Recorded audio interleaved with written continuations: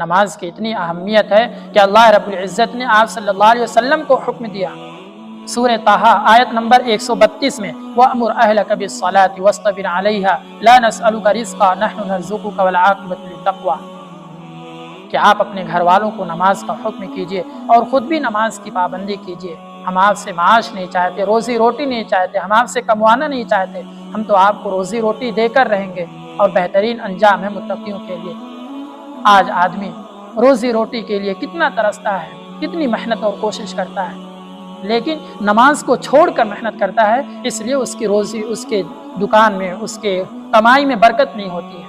अगर आप कमाई में बरकत चाहते हैं तो नमाज को कायम कीजिए, नमाज पढ़िए, नमाज का हुक्म कीजिए, दूसरों को भी, अपने घर वालों को नमाज का हुक्म कीजिए। ये सबसे बेहतरीन तरीका है अपनी रोज़ी रोटी में और अपनी कमाई में, दुकान मकान में खैर व बरकत के लिए कि नमाज भी पढ़ो और नमाज की दावत भी दो।